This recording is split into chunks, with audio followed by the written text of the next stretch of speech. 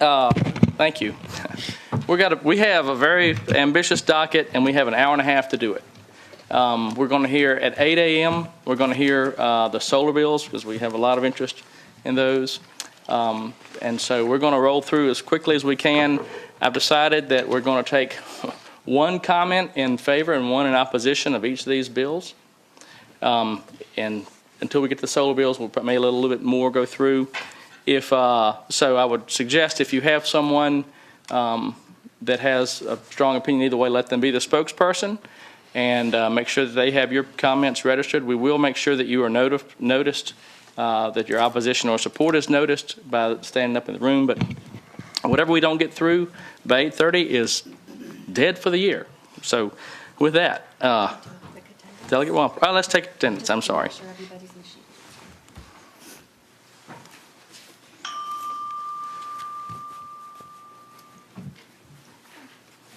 And we have a quorum of 4.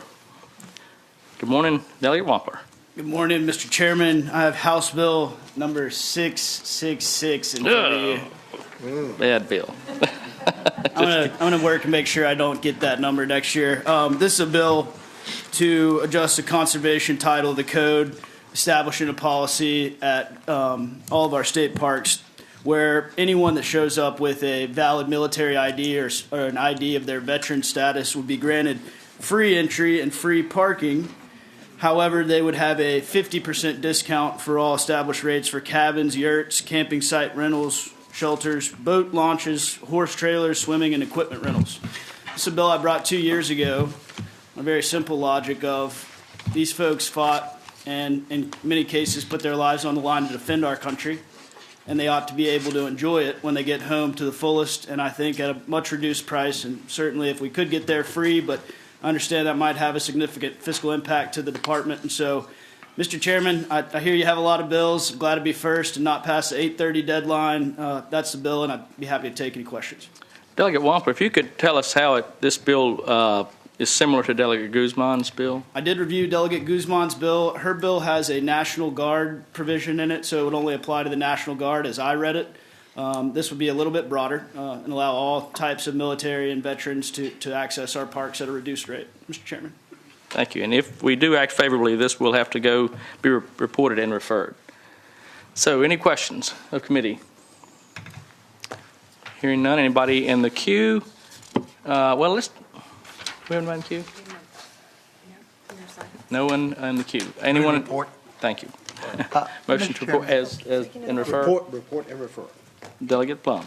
Remind me again, the Guzman bill, didn't it start off broader and this got amended down to National Guard because of this bill's existence? Is that how that came about?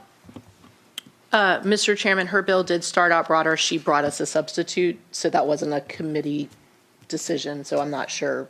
I suspect it was for fiscal impact, but I don't know. Thanks. Mr. Chair, I'm reviewing Delegate Guzman's bill. The substitute I think that was offered is just the National Guard. So this would be a little bit broader. Delegate Tran. Mr. Chair, and speaking with Delegate Guzman, even since our hearing, I believe she's considering narrowing it further to active duty National Guard, recognizing the fiscal impact. If I may speak to the bill briefly, Mr. Chair. I'm very sympathetic to the efforts to exempt military service members and veterans and National Guard members from our state park fees. But my understanding is that the state parks really operate based on fee revenue. We don't have dedicated state funding for them to help cover all their costs or even portions of the gaps. And I know that Delegate Orrock had a study that was in place, and we spoke about that in the previous meeting about how recommendations from those studies are making their way through the legislative session. So at this time, I'm really hesitant to open up additional exemptions for state park fees until those recommendations from that study are in place to make sure that our state parks are whole. They've seen, just really skyrocketing participation from Virginians throughout the pandemic as people sought to be outside. But at the same time they had that experience, they're still also dealing with, infrastructure and staffing shortages. And so for that reason, Mr. Chair, I will be voting against this bill. Thank you. Thank you, Delegate Tram. Do we have a motion to report? Was there a second? Is there a second? Yes, second. So let's all vote, please. Motion to report and refer? Report and refer, yes, sir. Okay.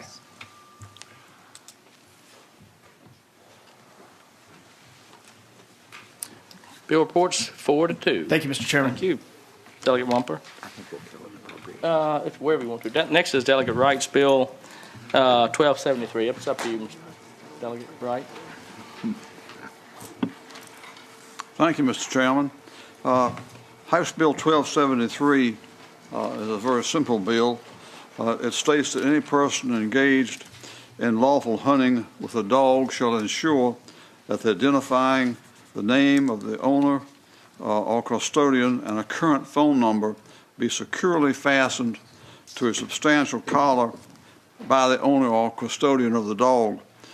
And this may seem like common sense, and it is, but in some instances we find that people don't abide by this, and this will help in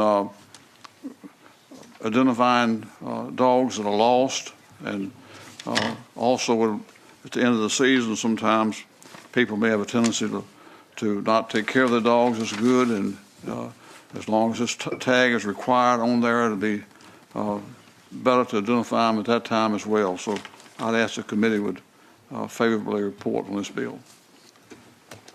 Any discussion by committee? Any questions, committee members? Delegate Plum? That's okay. I can't resist looking at the summary and realizing that the requirement's on the dog. And I was wondering, in terms of the enforcement, how do we enforce it against the dog? Anyway. Sorry, Lisa. I did have a question. Delegate Wright, is there a penalty for not doing such? I refer to my attorney on that. Mr. Chairman, I would need to defer to DWR, but I believe there's some general provisions in the code about enforcement of hunting laws if it's not specified in the provision.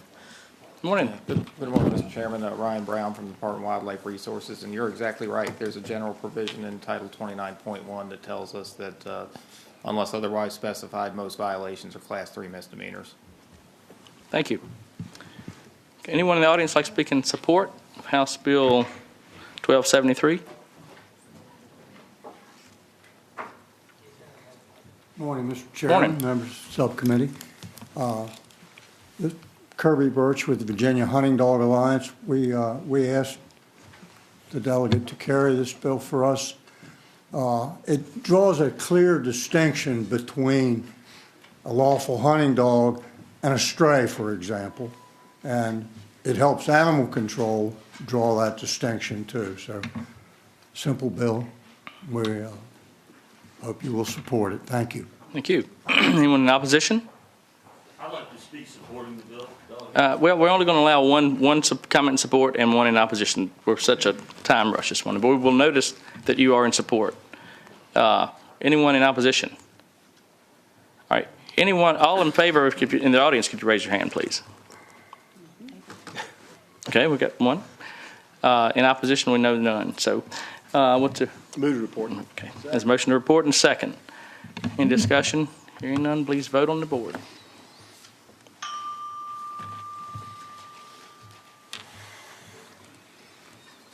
Bill report 6-0. Thank you, Delegate Wright. Thank you. I was going to actually stay in the same lane and do my bill. Oh, okay. So next, Mr. Chairman. I'm Yes. sorry, I'm not Mr. Chairman right now. So So which bill would you like? Which bill would you like to do? I would like to do 1331, please, All right, Mr. House Chairman. Bill 1331. Okay, Delegate Evans. Okay, Mr. Chairman, House Bill 1331 is pretty self-explanatory. It basically revokes the privilege to exercise the right to retrieve for a period of 5 years for anyone convicted of trespassing on posted property or trespassing to hunt on posted property. Mr. Chairman, I would contend that if someone has proven that they are going to disregard the current trespassing laws, then they should not be allowed to come onto someone's private property without permission for any reason. Mr. Chairman, for most hunters, this bill will have no effect on them. You may have heard opposition to this bill, not on what the bill does, but on what it might do. It might open up the code section for further amendments. Mr. Chairman, I can assure you that will not happen, and if it does, I will strike the bill. You may have also heard that the current right to retrieve model has no problems and doesn't need fixing.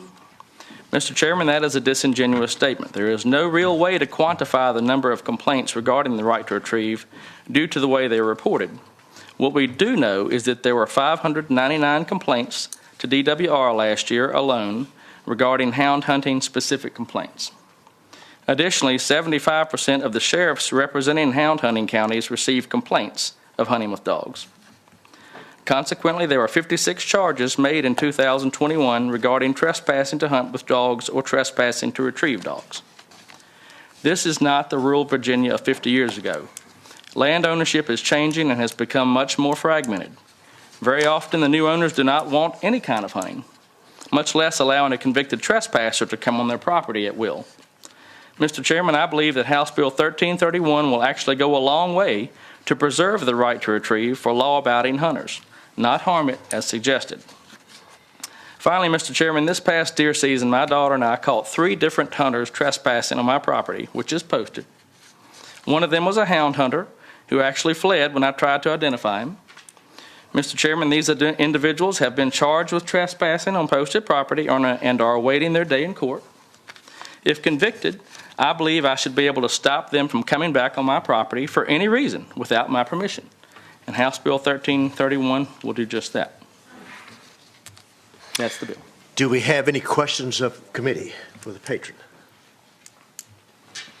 All right, seeing none, you still want to stick to one person in favor, one person opposed. So the one person in favor want to come forward? Okay.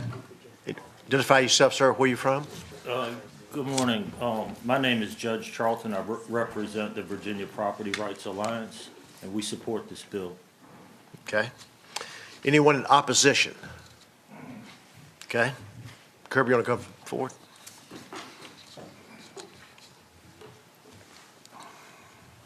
Morning, Mr. Chairman, members of the committee, Kirby versus Virginia Hunting Dog Alliance, and we oppose the bill.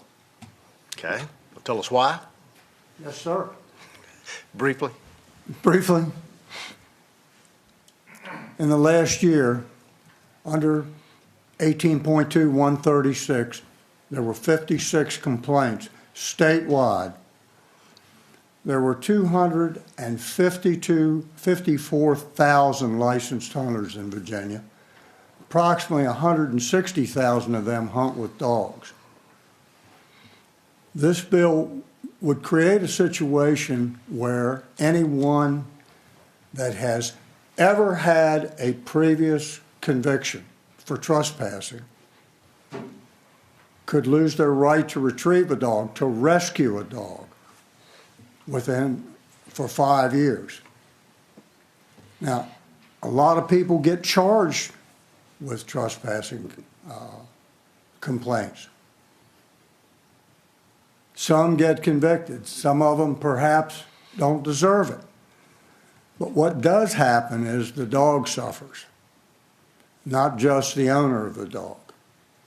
And so the right to retrieve is about rescuing a dog, not about trespass.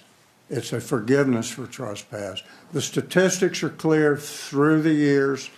The number of convictions have not been tabulated since 2017.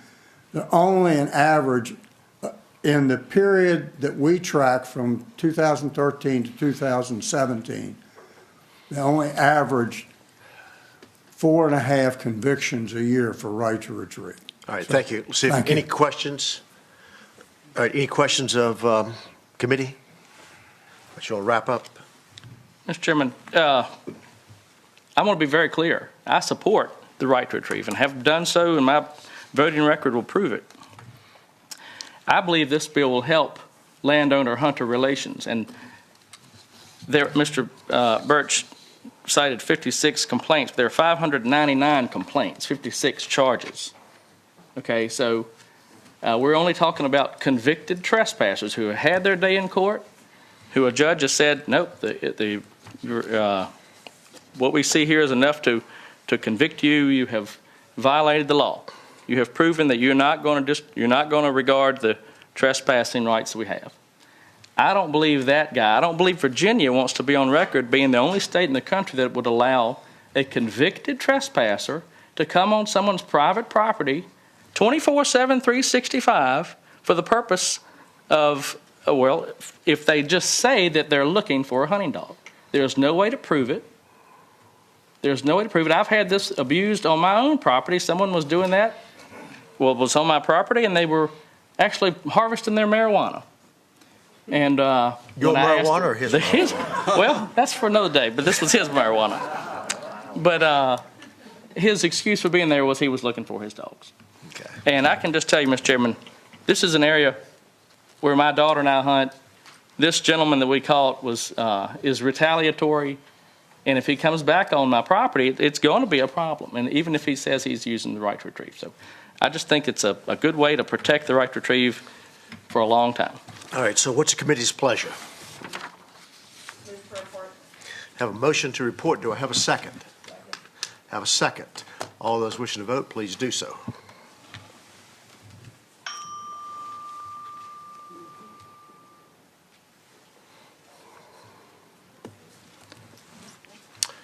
It passes 4-2. Thank you, Mr. Chairman. All right, next you want to take up 1344.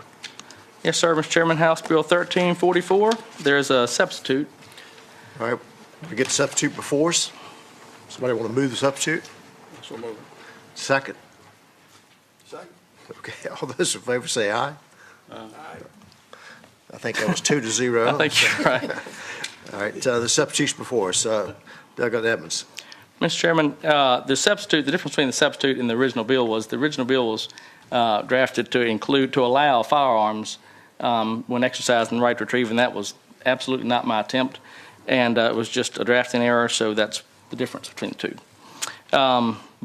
So House Bill 1344 simply requires that an individual must attempt to notify a landowner prior to exercising their right to retrieve if the property is posted and includes the landowner's contact information.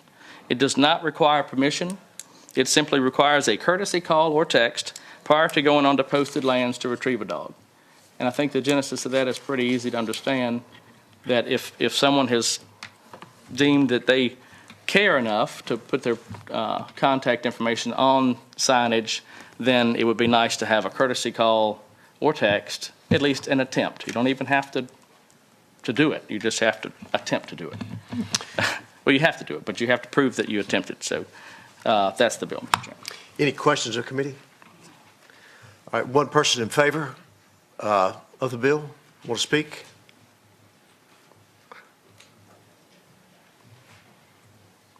Good morning. Good morning, Mr. Chairman, members of the subcommittee. Stephanie Talon with Virginia Farm Bureau. We do support right to retrieve, but also believe that it is appropriate and reasonable for a hunter to attempt to contact a landowner if the contact information is posted. Thank you. Thank you. Opposition? Come on forward, sir. Again, recognize yourself, please. Good morning. My name is Judge Charlton. I represent the Virginia Property Rights Alliance. I'm from Charlotte County. We understand and appreciate the efforts of Delegate Edmonds and others to try to amend the right to retrieve to mitigate its many problems and negative impacts, but this particular bill makes things worse in several ways. First, it runs contrary to private property posting laws by requiring additional language on postage signs. Regardless of a phone call, the hunter can enter the property whether the property owner offers access or not, and also the hunters can enter the property and carry a firearm during legal hunting hours with raccoons, coyotes, which could include nighttime hours. Call the game department. They've got somebody there 24 hours a day, and they're the ones that profit from this activity, and they regulate it. Thank you very much. Thank you, sir. All right. Any questions that popped up from committee? All right, Delegate Edmonds, you want to wrap up? May I ask one? I'm sorry. Yeah, I want to understand, Nick, on the sign that you post, you have to put your phone number? Yes, sir, Delegate Plum, or whatever contact information if you want to use it. But I think that's standard practice. I don't think it's required, though, is it? If you want, if I may, Mr. Chairman, you don't have to have any contact information on your posted sign, but if you want to go the extra step to add that, then the person would have to then attempt to text you, hey, Delegate Plum, this is James Edmonds. I'm about to come on your property to retrieve my dog. And Mr. Chairman, if I could follow up.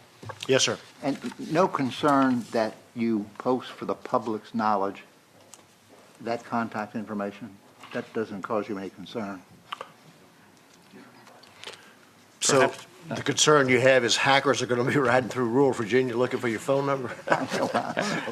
If you're that serious about it, Mr. Chairman, I would say that, that's a risk you're going to take if you put your public information out there. So. And Mr. Chairman, if I might. Yes, sir. I'm just trying to understand.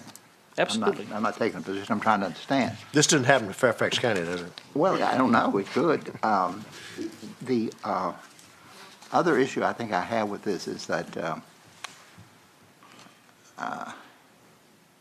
the person that you've encountered on your property who was there saying he retrieved his dog, doesn't he now turn around and say, well, I tried to call you? You know what I'm saying? I do, Mr. Chairman. If he did, then it would be pretty easy to. And again, it's not a duty to notify; it's a duty to attempt to notify. So it's just an extra step that would be. It's a courtesy call. It's really all it is. I mean, it's not going to be proven. It'd be difficult to prove it. Agreed. But again, I think this also will go a long way to preserving the right to retrieve in Virginia. Okay. All right. Any further questions, committee?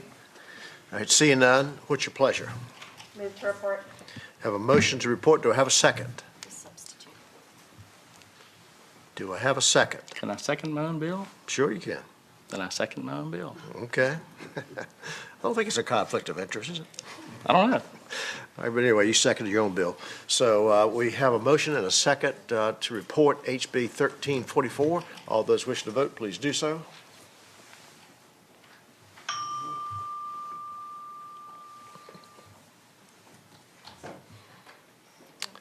Yeah, I would like to vote. I You thought I going to did. vote for your own bill? Yeah. Okay. Clerk will close the roll. It reports 5-1. Thank you, Mr. Chairman. You have the little sheet, the cheat sheet.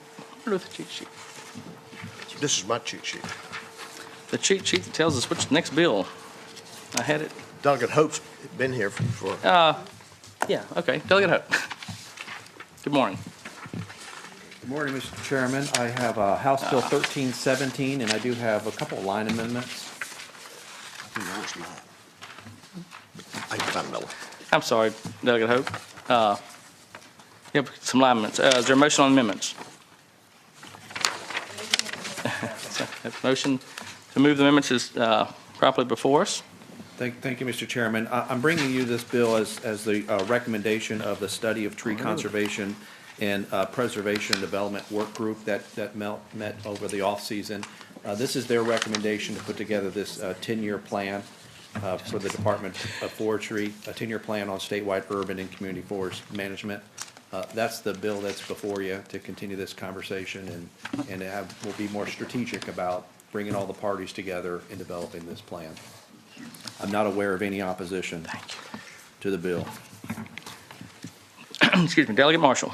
Question. So if we report this bill, does it need to go to PROPS? No, it doesn't. The FIS says that Department of Forestry anticipates a one-time general fund expenditure, but it is included in the House Bill 30 and Senate Bill 30 as introduced. So let's get down to the weeds. Delegate Hope, excuse me, we have been told that there is a speaker's letter that would be required of the bill. So. Okay. So tell us how this would work. And so when you say urban, so we're talking about cities and community forest plans. So we'll go into a city and tell them how to plant the trees and where they plant the trees. Mr. Chairman, I don't know whether they'll actually do that. I mean, I think the group will come together and decide, collectively how they do that. Okay. Thank you. Thank you. Any other questions, Delegate Hope? Okay. Virtually, well, how many virtual do we have? You have two of them.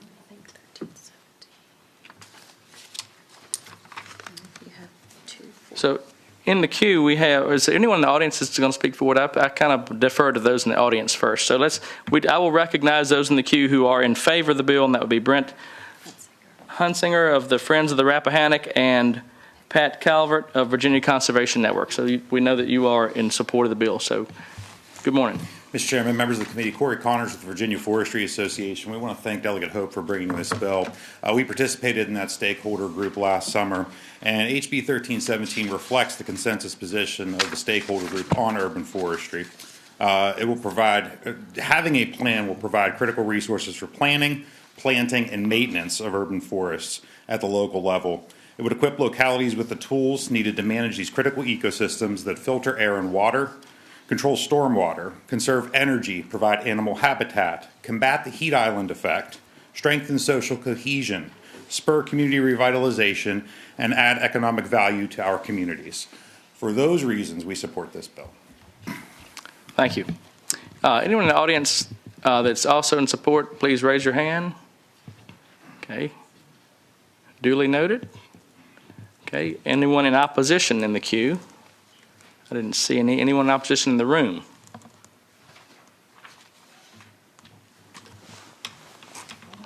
No. Mr. Chairman, Andrew Clark with the Home Builders. I just wandered in here. Andrew Clark with the Home Builders Association of Virginia. We have no position and appreciate the delegates' amendment to take out that one specific provision related to setting tree canopy goals. I did speak with you, so just to clarify, we did have some concerns or questions really about what exactly the urban and community forest management plan was, the scope of it, the implications for local ordinances, but that one amendment does address most of our concerns. Thank you. Thank you. Any questions of the committee? Delegate Hope, you want to wrap up? Final comment? Mr. Chairman, I appreciate your you taking this bill into consideration. I don't know if there's people on the phone that you wanted to talk to, but. We noted their support. So. All right. Thank you, Mr. Chair. Committee works. Yeah, Delegate Plum. Delegate Hope, am I understanding that really what we're concerned about is the disappearance of forestry, of trees and so on? And what we're talking about is a long-range plan as to how we can re-energize. You know, related to the comment about Fairfax County, I'm pleasantly pleased to live in Fairfax County where 5 minutes from my door, I walk for 30 minutes in the forest. It's set aside areas specifically to have canopy, ground cover, and so on. And to the home builder guy, I'll tell you, you have some trees around your house, you're going to up the value of it, and you have a whole another group of people interested in that. So this has a meaningful value, I think, to the forestry industry, but to the state as a whole. Thank you, Delegate Plum. In my opinion. Thank you, Delegate. Here we may have a motion lurking. And refer. Report and refer the substitute. Is that correct, Delegate Plum? Yes, sir. Okay. And the second, Delegate Marshall. All right. Any further discussion? If not, vote on your board, please.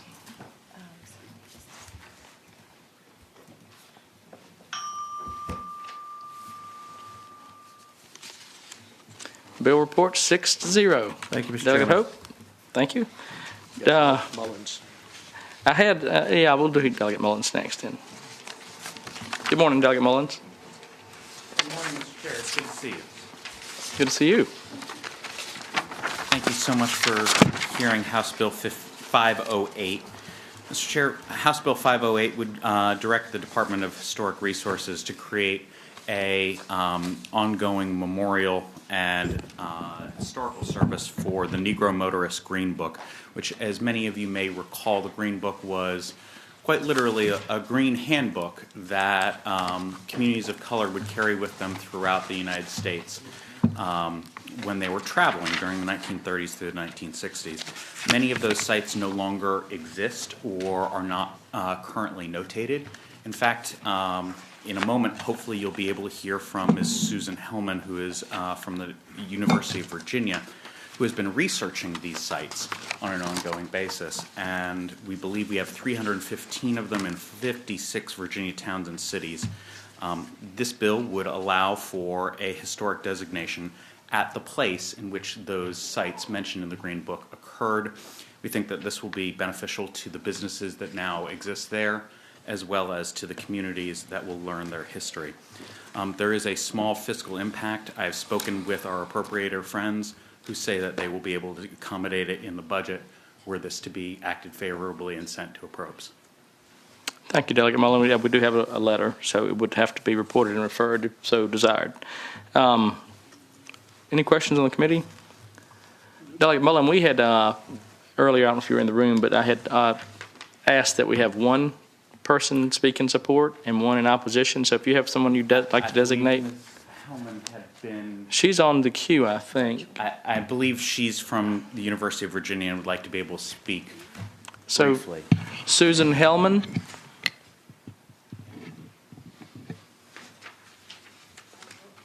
Unmute.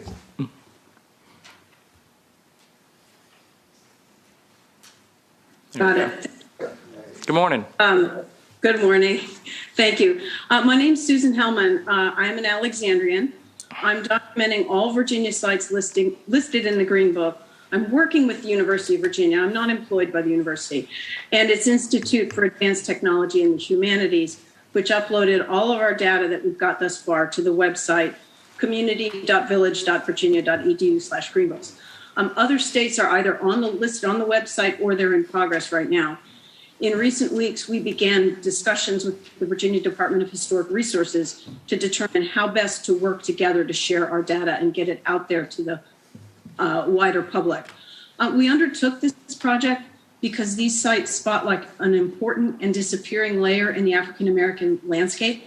Most listings were located in traditional African American communities, many of which have been decimated since the 1960s rise of the freeway system and urban renewal. Less than 25% of those 315 Green Book sites in Virginia still stand.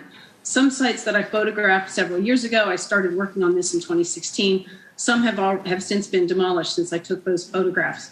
So we need to record and commemorate these sites before they all disappear. I therefore strongly support adopting HB 508. Thank you. Thank you. All right. And in the queue, do we have anyone else to speak in favor? So I'm not going to allow you the time to speak, but we also have Pat Calvert of Virginia. Is that correct, this bill? Mm-hmm. Virginia Conservation Network, and Ms. Kate Powell of Norfolk. So we recognize you as being in support. There's also no position from Historic Resources. So anyone in the audience in opposition? Hearing none, committee works on motions. Move report refer. Delegate Plum. I don't mean to be late on. First of all, I want to commend Delegate Mullen for doing this. Most of my life, and I'm a Virginian, I didn't know about the Green Book. And only in the recent years has that come to my attention. What's envisioned here, as I understand, is a designation, not necessarily a historic marker. That will be at the determination of the department at the appropriate time. How they determine how they want to do that will be up to them. Thank you. Thank you, Delegate Plum. Delegate Tran, your question? Thank you. Mr. Chair, just speaking to the bill briefly, I remember when Delegate Ward gave this amazing floor speech, you might remember, in 2020 about the significance of the Green Book in not just Black history, but also American history. And my children love historical markers and designation markers, and we learn about Virginia's history through reading those. So I really think this is such an important effort to make sure that we're telling our complete history in Virginia. And with that, I would move to report and refer to appropriations. Nice moment of bipartisanship. How'd I do that? I'm going to have to stand up. I'm looking like my chair went down. I have a motion. It's a little embarrassing. Switch with Thank you. All of a sudden, Motion to report you're much taller. And a second to do so. So and refer. So let's go ahead and vote on the board. Thank you. Good trick, Mr. Marshall. I didn't do that. Bill report 6-0. Thank you, Mr. Chair. And Mr. Chair, since this would need to go to our friends at Appropriations, there's an immediate full committee following this. Is that correct? There is, yes, sir. And will I need to be present for that, or? No, we'll take care of it. Just trust us. I do. I would think unanimously reported well, you should be fine. I trust Delegate Marshall. Okay, there you go. Okay. I hear you. Delegate Tran, your bill will be next. Thank you so much, Mr. Chair. Before you have House Bill 1029. You ready? Go ahead. Okay. This bill would establish a wildlife corridor grant fund. And the purpose is that, you might remember for the past couple of sessions, we've had really strong bipartisan support in creating a wildlife corridor action plan. It was a recognition that we need to just consider how we build our road infrastructure as that intersects with wildlife and aquatic crossings. Virginians spend about $533 million a year because of vehicle wildlife accidents. And so a wildlife corridor helps to make sure that we're taking all of these into consideration and be able to reduce that public safety risk for ourselves and for wildlife. So this fund would help position Virginia in applying for federal grants as well as grants made available through philanthropic organizations to fund the development of a wildlife corridor. They're clearly building roads and such is expensive, and we're not going to be able to do that entirely with general funds. So for us to be able to leverage federal dollars and philanthropic dollars, I think puts us in a good competitive position. Through the Federal Infrastructure Act that passed last year, there's going to be over $350 million in federal grants that are going to be available for the development of corridors. And so that would help us be positioned to apply for those types of funding, for example. I welcome your questions. Thank you, Delegate Tran. Anybody have any questions for Delegate Tran on the committee? Question. Delegate Marshall? So would this be for primary and secondary roads? Excellent question, Mr. Chair. I would answer Delegate Marshall by saying that through the development of the Wildlife Corridor Action Plan, they're going to identify some of the key spots where a wildlife corridor should be built. And then so this fund would help to fund those projects as well as allow localities to apply for money if they had a particular space, whether it's primary, secondary road that they believe needs a wildlife corridor. Thank you, Delegate Tran. Any other questions? Delegate Wright, you have a question? Mr. Chairman, I'd like to hear from the Director of Wildlife Resources. Good morning. Again. Morning, Mr. Chairman. Ryan Brown from the Department of Wildlife Resources, and we are working on the corridors plan. It's due this fall.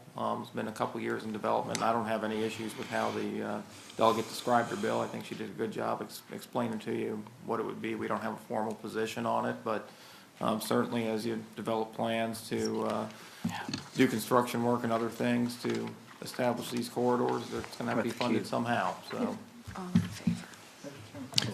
Question? Delegate Marshall.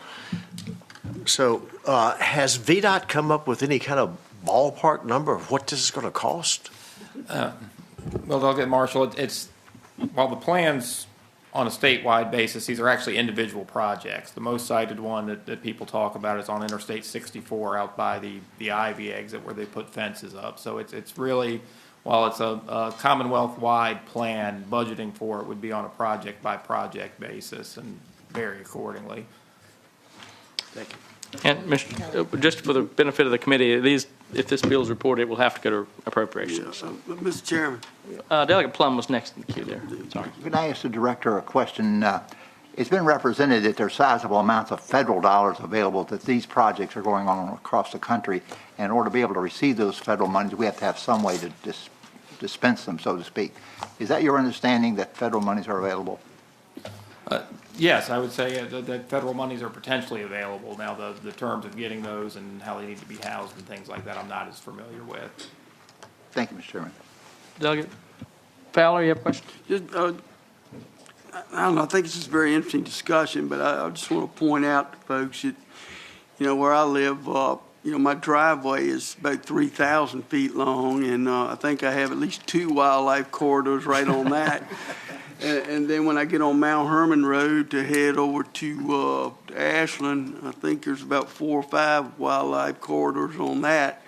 And so I'm going to wish the DWR good luck on trying to, obviously I know the roads which have the most vehicular traffic are obviously the top priority here, but I'm just kind of be very interested to see how this goes forward, so I'll just leave it at that. Delegate Marshall. Yes, sir. Question. These wildlife corridor grants, is it specific in the federal bill that it designates that? Are we taking money from fixing potholes to doing this? That I do not know, Mr. Chairman. You may want to. Anybody see be paper out in the knows. room? Doug Tran, do you know the answer to Mr. Chair, the infrastructure bill does have money specifically designated for wildlife corridors. So it's not as if we would be applying for federal funding that would go for other types of projects. And on the line, we do have Misty Booz from Wild Virginia, who has done some additional research in terms of what's available federally and can speak to that as well. Any other questions of committee members? Delegate Wright. I have a comment rather than a question. Go ahead. Delegate Fowler brought up a point that I want to expand on. In the rural areas, wildlife corridors are practically everywhere, even in town. You can't drive from my house to the stoplight hallway without having deer run across in front of you, and it's really a tremendous problem. But anyone to think it's just confined to areas with a lot of traffic, it's not the case. It's very dangerous traveling roads out in the rural areas. There's no. The reason is there's no set place where they're going to cross the road. They're everywhere. So I don't know how that's going to be considered, but I think that's one of the worst areas of having a collision would be where the deer are at, and there's out in the rural areas as far as a tremendous amount of them located. So I don't know how that's going to be considered, but I think it's very important. Thank you, Delegate Wright. Let's go ahead at the request of the patron. So we've got 7 in the queue that are in favor of this bill, but at the request of the patron, she'd like for Mrs. Misty Booz, is that correct? Yes, to speak. Good morning. Good morning, Mr. Chair. Thank you so much for your time today. I'm trying to cover all of your questions, so this is great. I wanted to speak quickly to the question of wildlife corridors and crossings being kind of everywhere in the state of Virginia. I was just talking to the folks at DWR working on the project about this exact concern. And yes, in the east, we have a lot of roads and a lot of critters crossing roads in a lot of places. So we do have unique challenges. However, we can plan for those. We still have predictability about where species move and go. And because we're working with multiple agencies and trying to improve the data we collect, we can start making some good choices. I think what our corridors are going to look like out here in the east are a bunch of smaller interventions rather than one big, beautiful corridor like you see out west. But we can still make a lot of small interventions that'll make a big difference, like we've seen on I-64 with the crossing there. It's reduced, crashes almost up to 98%, which is awesome. The second one, asking about federal funding available for these. We modeled this bill on federal grant is being rolled out. It's a pilot as well. They'll be asking folks to apply to this fund at the federal level to get funds out of it for wildlife corridor work. So again, it's only for wildlife corridor work. And this bill will be very similar to that. It'll say, okay, apply to this fund, get what you need for your project and pull it out. And what's great is the federal bill does require a match so far. And so by creating this fund, we'll be able to create the matching funds we need at the state level to access those federal funds. All of that's still being worked out, but that's what we understand for now. And then I think the last question, I want to just mention that this does have a companion bill working its way through the Senate. So this has support on both sides of the aisle. Always, wildlife corridors are important to everyone. And so I think the issue's been described well, but I just want to make sure you know this is something that has support all around. And I hope you all will support it as well. Thank you. Just also to recognize Brent Hunsinger, Friends of the Rappahannock, Pat Calvert, Virginia Conservation Network, Mr. Thomas Blackburn, Audubon Society of Northern Virginia, Zachary Sheldon, the Nature Conservancy, Ellie Bomer, Environment Virginia, and Zachary Sheldon, the Nature Conservancy, all are also in support of the bill in the queue. All right. Is there anyone in the audience in favor? Opposition. Oh, I'm sorry, in opposition? to the bill? And there was no one on the queue, so what's the motion? It would have to be, again, a report and refer, if it's, Bill 1029. have a motion to Mr. report. Chairman, Delegate Wright, I have a substitute motion. substitute motion. Table the bill. Motion to table the bill. Substitute motion takes preference. There's a second. I'll second. Have a motion to table and a second, so we'll vote on the board to table.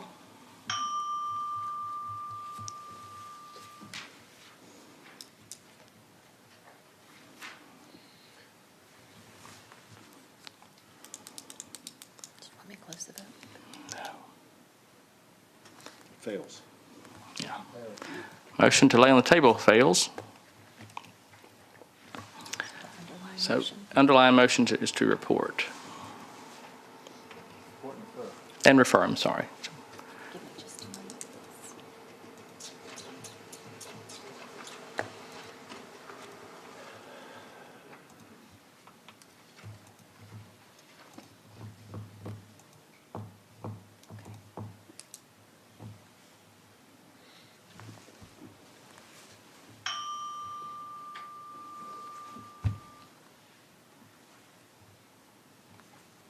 And that motion also fails to report.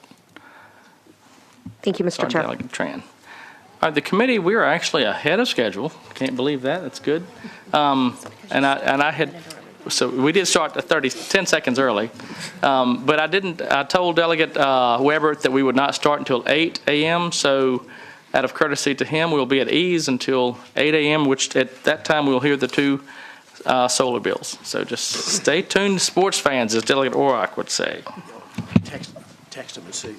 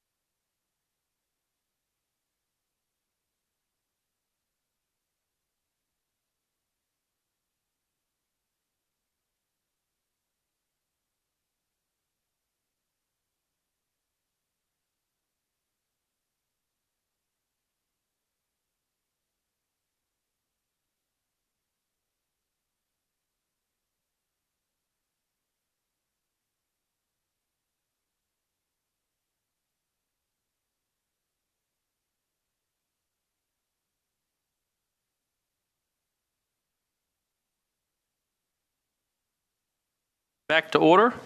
Good morning, Delegate Weber. We have two bills before us. Yes, sir. Of some interest, and Evidently. yeah. So Evidently. let's, if it's okay with the committee, we'll start with 202. Yes, sir. So what 202 seeks to do is to limit the megawatts of an electrical generation facility to 20 megawatts when seeking a permit by rule for project. This bill takes us from 150 to 20 megawatts in order to utilize a PBR. These large-scale projects then have to go through the SEC process. These projects affect 7 to 10 acres per megawatt.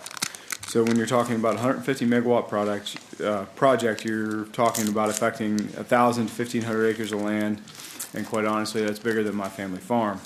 If these projects are going to affect over 200 acres, then we believe that it should go through the SEC process, and it shouldn't just be a checklist. And that's what the bill does, Mr. Chairman. Thank you, Delegate Weber. Questions of committee members? Delegate Marshall? So, Delegate Weber, in Pennsylvania County, currently we have about 220 acres of solar, and it's providing about $22,000 in tax base in the county.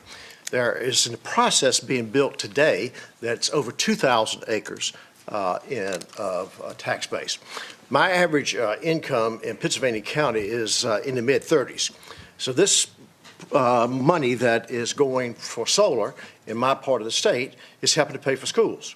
And so how are we going to fill that gap if we reduce the amount? And Pennsylvania County is the largest land mass in the state. So, Mr. Chairman, I would ask the gentleman, it actually doesn't stop anything. They just have to go through the SEC process to get a little bit more input, and that's all it does. But when you reduce it when you reduce it from, lower that number down, then it's going to reduce the sizes of those sites. No, it does not, Mr. Chairman. Those sites are still there and they're still big. They just have to go through the SEC process as opposed to going through a checklist. Thank you. Any other questions of committee? Hearing none. Delegate Tran. There you go. Mr. Chair, a question for the patron. Delegate Tran. Delegate Weber, can you elaborate just a little bit more why you might think it would be helpful to go outside of the permit by rule process? I know we've had conversations about the need to have more public engagement and input. Could you talk a little bit more about what the SEC process would look like that's different? Actually, at this point, I'd like to bring in a phone a friend who's much more adept at describing these issues than I am. Come forward. While he's coming forward, we obviously limited comment on the previous bills for time, but I'm going to allow 15 minutes per bill on this one. So, good morning. If you need that much. Chairman, members of the committee, my name is Dan Holmes. I'm with the Piedmont Environmental Council. What I'll say is we right now we have a permit by rule process. That is an option. There's always the ability for an applicant to go to the State Corporation Commission to receive a permit for these types of facilities. What I think the delegate pointed out again is it's really the size and nature of these facilities. And while we are supportive of this bill, I want to make a couple things really clear. We're supportive of this bill because the current permit by rule process is flawed. We have no reasonable standards with regard to protection of important state significant resources. We're literally seeing 58% of current solar projects are on forested properties. 24.9% of current solar projects are on cropland, not just ag land, cropland. That's not to signify or suggest that they are on prime ag soils or the best soils in those areas, just to say they're literally taking farms out of production. This isn't, as someone who weighs in oftentimes on environmental impacts as well as generation projects, what I would say is, if given the opportunity to weigh in at the SEC and participate on a case in which I can argue for mitigation of impacts or avoidance of impacts to these sensitive resources, I would rather choose that than to try to work within a checklist permit by rule that allows me no opportunity to argue for the preservation of those resources. So really, it's really about the choice we have here.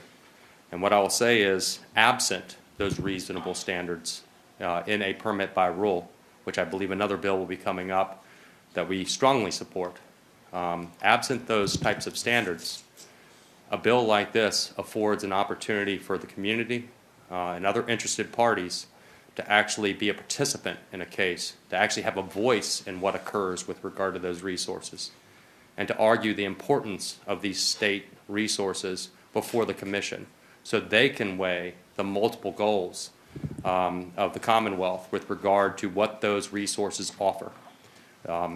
In other words, I would say our farms, our forests offer more benefit than just climate resiliency and the ability to sequester carbon. There's multiple benefits those resources serve with regard to the Commonwealth. And for that reason, again, absent these reasonable standards in a permit by rule, we would rather take our chances with the SEC and hope for a better outcome with regard to some of these projects. Lastly, I'll also say, absent the state protecting these resources, we are continuing to see growing opposition at the local level to much needed clean energy. The number one thing I hear from the communities in which we serve is the concern about the loss of farms and forests with regard to these projects. We are seeing clear cutting of forests before we even get to the state permitting process, simply to avoid having to address the forestry impacts when they go before the permit by rule. So again, absent those reasonable standards, we would support this bill. But I'm hoping that the next bill up receives a good hearing, and we can talk about how we can actually make the permit by rule work for the Commonwealth, protect our resources, and lessen the opposition that we're seeing on the ground right now due to the significant impacts we're seeing. Thank you. Delegate Marshall, you have a question on the speaker? He answered my question. I'm good. Okay. Thank you. Thank you. Don't see anyone else on in the queue for the committee.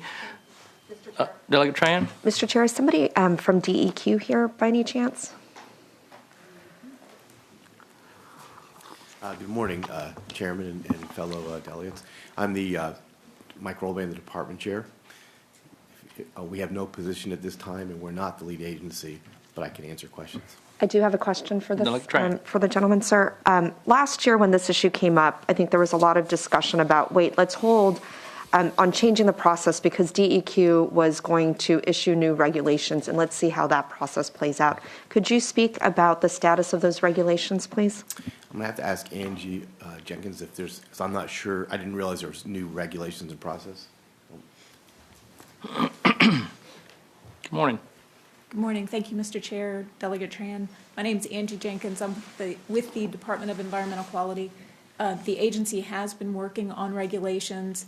They are still being in the process, are not finalized yet. There's been a lot of stakeholder work on those regulations. I will note one thing. The permit by rule process is set up in statute as an alternative to the pre-existing State Corporation Commission process, and it was set up and specifically designed to be a more streamlined process, and that's the way it's structured in code. So you have the two options, the SEC process or this permit by rule process. A follow-up for Ms. Jenkins, please. Delegate Tran? Thank you.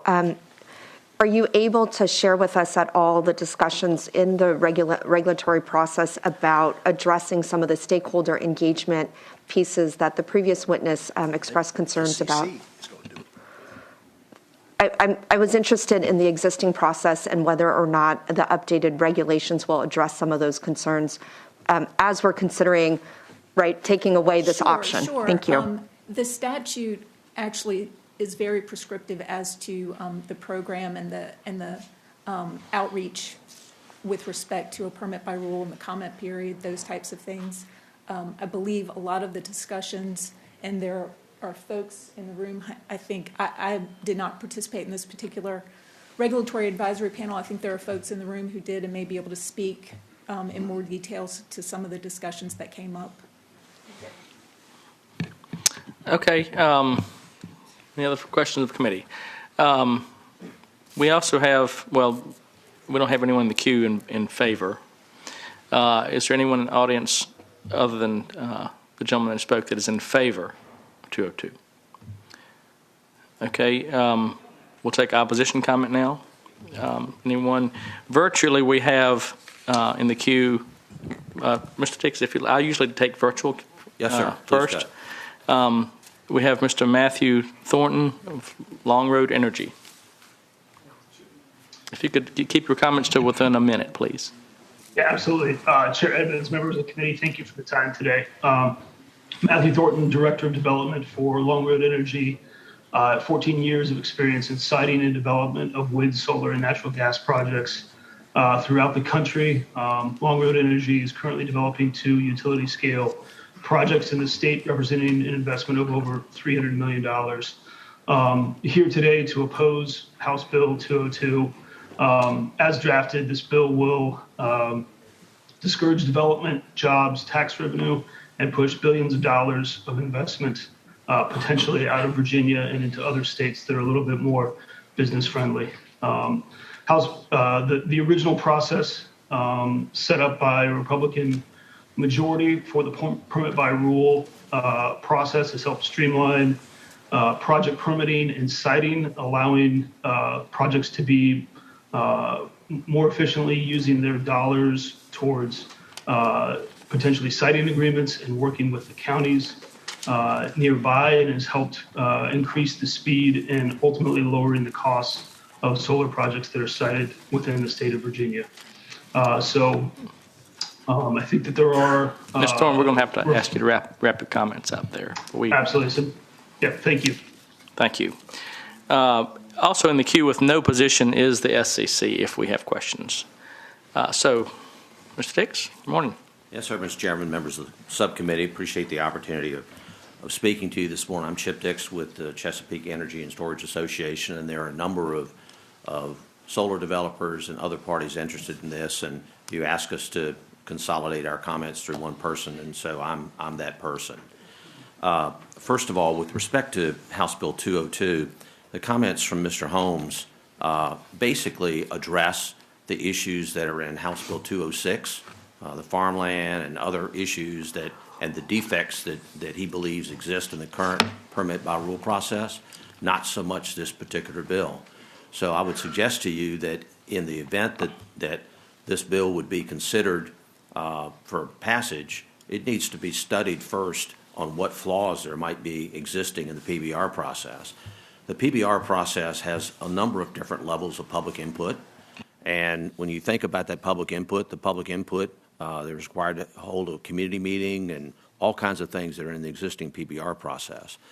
The other thing I would say about the State Corporation Commission process is it's more extensive, it's time-consuming, and guess what? The first thing that the SEC does in a case, on a solar case, is they send it back to DEQ to do basically the PBR process, to go get all the agencies together, get all their input and everything else. So it'd be our request that you gently lay on the table 202 for the purpose of addressing the 206 issues, which Mr. Holmes stated that he believes there's some policy defects there. That has nothing to do with this particular bill of lowering the 150 megawatts to 20 megawatts, which basically has been the standard for years. And the PBR process, Delegate Tran, as you noted, is in a process of revision with the regulation, and we ought to see how that works out in the public input. The other thing that was combined into the PBR process by the General Assembly is energy storage. And so that's also part of the regulatory process that's ongoing. So for those reasons, we ask you to gently lay 202 on the table. Happy to answer any questions. Thank you. Mr. Dix? All right. Like I said, anyone else in opposition, just stand up and raise your hand, maybe? Okay. A good bit. Duly noted. All right. Committee works by motions. You want to let it wrap up? Sure. Delegate Weber, you would like to wrap up? I think we've heard both sides. It's the will of the committee to do what they're going to do. Have a motion?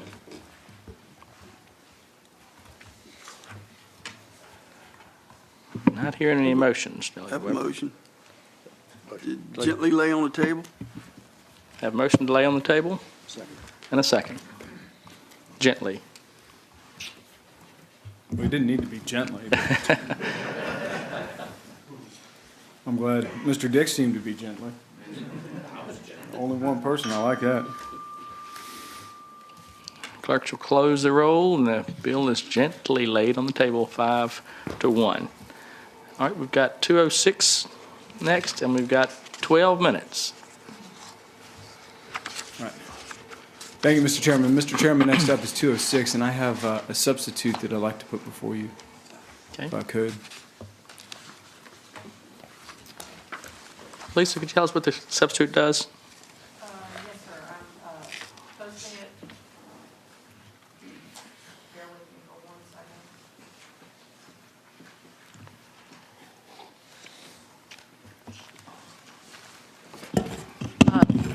second. Mr. Chairman, the substitute, which should be available online.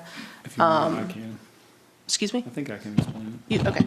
Kind of, if I may, Mr. Chairman, sure. I'll explain the substitute Please. because it kind of explains the bill. Before we adopt it, please. And Lisa, correct me if I misspeak at any of it. Basically, what it does, or what the bill does, is it adds prime agricultural soils and forest lands to Section 8 of the bill. If the draft plan was not provided so basically adding agriculture and forest lands to that section of the mitigation area. If a draft plan was not provided by the applicant at the initial application within a 45-day, there is with a 45-day public period. Basically, it defines what in that section. It defines what prime ag soils are, as well as forest lands, and then it also states that a project will be deemed to have a significant adverse impact if there's more than, I think we went to 50 acres in regards to forest lands. And then also in the bill, Mr. Chairman, in the enactment clauses, it's got language in there that basically derives that the Department of Environmental Quality, Department of DEQ will continue to encourage to a work group when developing the mitigation regs and have all interested parties and folks in order to help with that process as well. And then also in there, when it comes to mitigation, we have an enactment clause that as these regs come forward, any project that has already begun the permit process, et cetera, before that date will be grandfathered in and not have to do what the bill states, Mr. Chairman. Anyone have any questions about the substitute? Delegate Marshall. Mr. Chair, I've got a few concerns about the substitute. So I have a substitute, and so I'd like to offer that substitute, and I'd like to ask Mr. Dix to come forward and explain the substitute. And as he's coming forward, my main problem here is I think we're putting the cart before the horse, is that we're passing legislation and then having a work group do a study. And then this bill would come back before us, would not come back before us in 2023. So I would ask Mr. Dix to explain the substitute, please.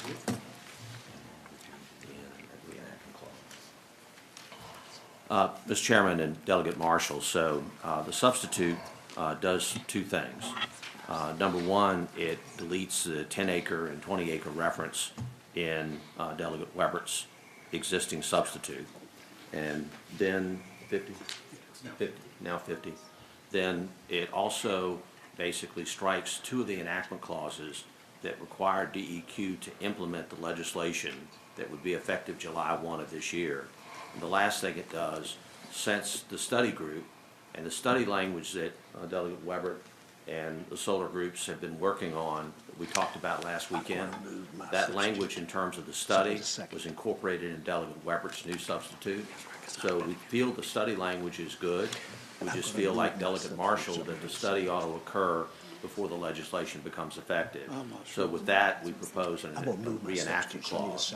But otherwise, the substitute, as Delegate Webert proposes it, is basically Delegate Marshall's substitute with those two edits. And I can point out where those lines are if you're looking at the substitute. So So on the definition, so Delegate Weber included a definition of prime farmland on page 2 of Delegate Marshall's substitute. It's line 48 through 55, and so there was a definition. Chip, hold on. So, Lisa, do you have a copy, or is my substitute online? Mr. Chairman, both substitutes are online. To distinguish between the two, I believe the one that the one that is date stamped 9/11 is Delegate Marshall's, and the one that's listed first, that's date stamped 8/35, is Delegate Weber's. Okay. Lisa, they said their substitutes are not online right now. Yes. They are online. Okay. If anybody's having problems seeing them, if you hit refresh, that might help. So, Mr. Chairman, I've summarized the substantive effects. It basically left the definition of farmland in on page 2, and it's paragraph 8, if you will, that was amended. Left in that in terms of the information for potential mitigation plans, that farmland and forest lands would be included in mitigation that would be studied over the year. And likewise, the definition of prime soils is in there, and the definition of forest lands is in there, so that defines what the study group would look at. And then when you look at line 108 of Delegate Marshall's study, but it's enactment clause number 2 that has the study language. The study language is an agreement between their draft and our draft, and then the only things that needed to come out were the other enactment clause number 3 and number 4 that were in Delegate Weber's bill that have the DEQ and State Corporation Commission actually implementing the legislation, when again the legislation would have a reenactment clause and would not be effective unless reenacted by next year's General Assembly. So that's effectively what Delegate Marshall's substitute does. Happy to answer any questions on that. Well, we haven't adopted either substitute at this point. So, Mr. Chair, I make a motion that we move my substitute. I have a motion on Delegate Marshall's substitute and a second, Delegate Fowler. All in favor say aye. Aye. Opposed, no. Delegate Marshall's substitute is before If I could us. propose an amendment to the substitute. The DQ, because they've been working on it, as Delegate Tran has asked them when this 202 came up last year. We've been working on this for a year. Everything should be done by November 1st of this year. And that report shall come to the chairman, and that this bill will move forward. Because, Mr. Chairman, I'm not exactly in favor of this particular piece of legislation because they also changed the definition of forest land.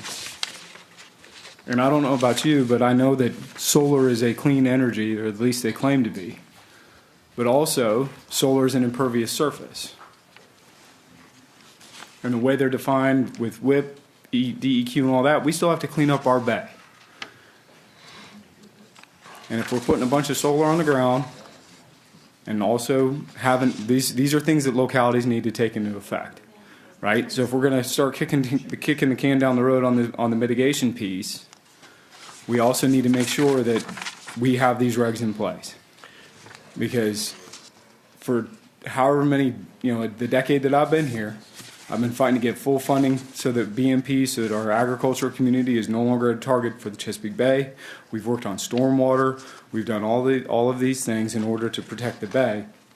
And now we're bringing in an industry that we need to take a stronger look at this. And as Delegate Tran, when she asked DEQ, they're still working on the regs a year later. So we need to stop kicking the can down the road and get this done. So that's my only suggestion right now. So, Delegate Weber, on line 132, do you have a copy of my substitute?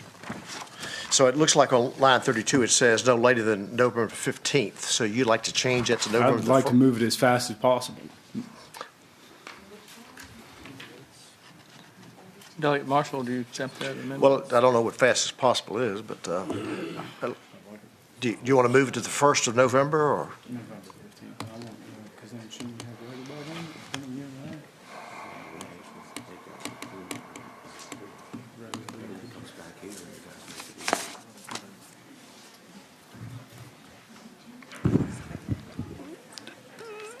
So Doug, well, but you want to move it to November 1 or a different date?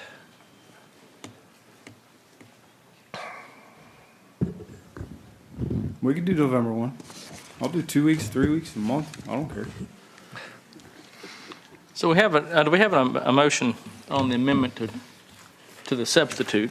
It's on line 132, if I'm correct, and change November 15th to November 1. So I move that amendment. Is there a second to the amendment? Motion and a second on the amendment to the substitute. All in favor say aye. Aye. Aye. Opposed, no. The amended substitute is properly before us. Mr. Chairman, can I say Yes, one sir. thing? I understand from the ag community that there was some change, apparently, in the definition of forested lands, and that was not intended, and perhaps somebody from the ag community would come and speak to that, because again, what we did was to take what we thought were the definitions in their draft and amend those. So if we amended that in a way that changed the definition of forest land, then why don't you hear from the representative? Sure. If you could be brief. I'll be very brief, Mr. Chairman. Kyle Shreve on behalf of the Virginia Agribusiness Council. First of all, let me just say that we have been working on this, and we're not opposed to solar at all, but Delegate Weber's right. We have our own targets in the code. As many of you well know, we've debated over the last few years, and so we are trying to protect certain forest land. The reason the minimum acreage is there, and I will look to my colleague Corey Connors in the back if I get this wrong, but the average acreage of a forested parcel in Virginia is 27 acres. And so if we are going to preserve working forests, then the acreage targets were incredibly important that have now been removed. And it's now just an amount of time limited in there. I think the definition cited is still the same as Mr. Dix has, but it changes the impact and the effect of the bill. So if the committee subcommittee, wishes to move forward, Mr. Chairman, we understand that, but I agree with Delegate Weber 100% that we're going to need to continue working on this, and we need to put this to bed very soon, because we are losing ag land very, very rapidly, and we are losing forested land very, very rapidly. And if we're going to meet those goals, we need to sort that out, specifically in areas like Delegate Weber's, in areas in which the suburbs and urban areas are starting to expand out into rural Virginia. Thank you very much. So where does that need to be? I understand I will look at it. I liked the definition included in the original substitute with the acreage targets, but I understand that is causing some consternation in the solar community. So again, I will yield to Mr. Dix. That's why the 50 acres was a big deal. I understand we had negotiated out that it was 50 acres on top of that as a part of the negotiation. I'll stick to that. But thank you. Having parcel size in there is a big deal for us, and I will allow either Corey or Martha Moore from Farm Bureau to disagree with that if they have a different position than the Agribusiness Council. Thank you. I'd like to, we're going to go to 8:35, and that is absolutely the cutoff time. So we've got to take action by 8:35, so I'm going to hear one comment in support of the amended substitute and one in opposition, and then we'll recognize you in the room, but that'll have to be it. Can we get the issue of the farmland or the forest land? Yeah. So, Mr. Chairman, with respect to the forest land, the solar industry objects to the acreage limitations that were put in the bill. If that was the change, then of definition of forest land, then we object to that language being in the bill. So we would ask that you not include a change in other than what you have in the substitute at the moment. Okay. So we have the amendment, and we've adopted the amendment and on the substitute. So if there's any change to that, we'd have to have a motion as such. Mr. Chair, I would like to offer an amendment to revert back to the language that's currently in the substitute that Delegate Weber offered. Is there a second? Delegate Weber, substitute. No. We never adopted Weber's Yeah, that's right. We did not. Okay. Yes, Mr. Chair, I recognize that Delegate Weber's substitute was not adopted, but I can read those lines if it would be helpful, but for the language that's included in that part of the bill. So it's around lines 48 through 50. So is that a motion Yes, sir, I'd like to offer that as an amendment To the to adopted the substitute. to the adopted substitute from Delegate Marshall. Is there a second? We have an amendment to the adopted substitute before us. Mr. Chairman, Delegate Wright. before we vote, I want to be sure I'm clear on this. There's been a lot of changes and so forth. I'd like to hear from the Farm Bureau and Agribusiness exactly what their position is on what we're going to be voting on.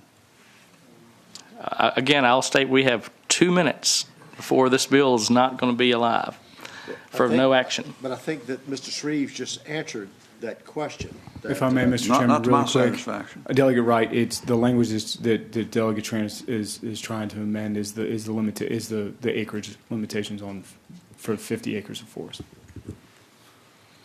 Would you, Delegate Webb, would you consider the amendment a friendly amendment? I would, yes. Okay. Let's. Mr. Chairman, Delegate, Martha Moore, yeah, Virginia Martha. Farm Bureau, we support that amendment with those acreage limitations to the substitute. Okay, thank you. Okay, all in favor of the amendment to the substitute? Aye. Aye. Opposed? No. The newly amended substitute is before us. So. Move the report. Second. Well, we haven't had any. Let's give 30 seconds to someone who wants to speak in favor.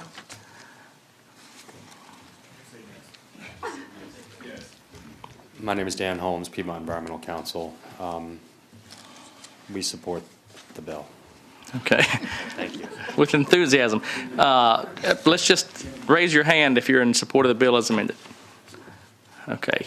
That's pretty good. All right. In opposition of the bill as amended, the substitute as amended. Mr. Chairman, we oppose the one line item that was just added and otherwise support the substitute that Delegate Marshall has. Yeah. All right. And virtually, do we have anybody virtually?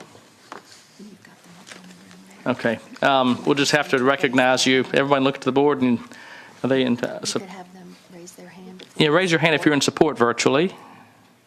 Virtually, please. And in opposition virtually? Okay. All right. Thank you. I just don't want anybody to feel like that they didn't have a chance to be heard. All right.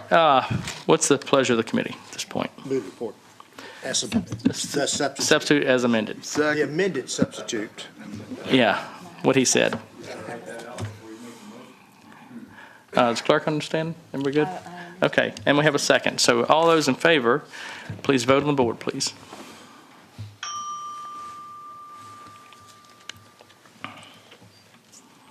Close the rolls. The bill is reported the substitute is reported 6-0. Delegate Weber, you might have to explain that in full. Anyway. Okay, so we're adjourned. Thank you all. Good job.